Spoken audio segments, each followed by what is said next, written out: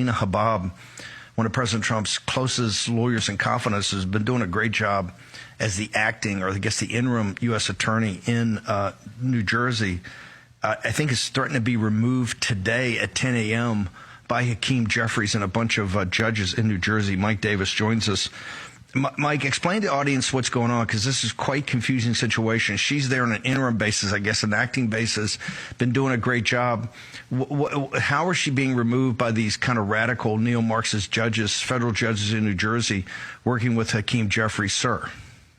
Yes, U.S. attorneys are generally nominated by the president in consultation with the home state senators through the blue slips, where the home state senators have a veto over the U.S. attorney nomination because they want to be able to hand select the prosecutor who would prosecute their corruption case, the district court judge who would oversee their corruption case, and the U.S. marshal that would escort them to prison. But that's not going away. That's been around for over 100 years. That's nonsense called the blue slip. But regardless, the president, through his attorney general, can appoint a U.S. attorney for 120 days. We saw this with Judge Jeanine Pirro in D.C. We saw this with Alina Habba in New Jersey. We saw this with other U.S. attorneys around the country. And then after that 120-day appointment, if the U.S. attorney is not nominated and confirmed by the Senate, there's a statute, I think it's unconstitutional, but there's a statute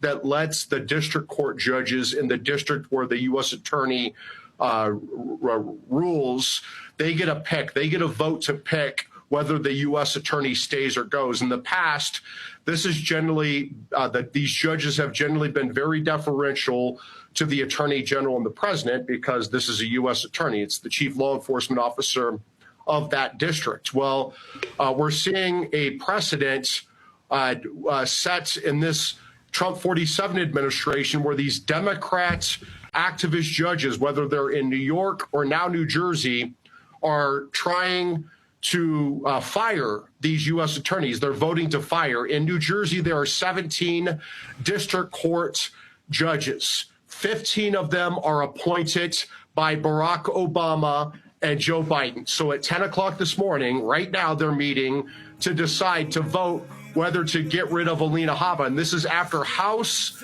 Democrat leader Hakeem Jeffries posted a post on X a couple days ago calling for these 17 New Jersey district court judges to get rid of Alina Habba. And the reason?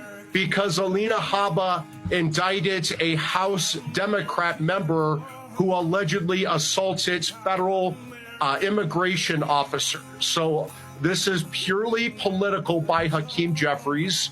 So I just last night filed a House ethics complaint from the Article 3 project against Hakeem Jeffries because he is trying to get these 17 New Jersey federal judges to violate their judicial ethics. Canons 2, 3, and 5 of the Code of Conduct for United States judges makes it illegal for judges to make the political considerations that Hakeem Jeffries has urged them to make by firing U.S. Attorney Alina Habba because she brought an indictment against a Democrat House member for allegedly assaulting a federal ICE agent. So we'll see what happens today. That ethics complaint's going to go against Hakeem Jeffries. That's in the process.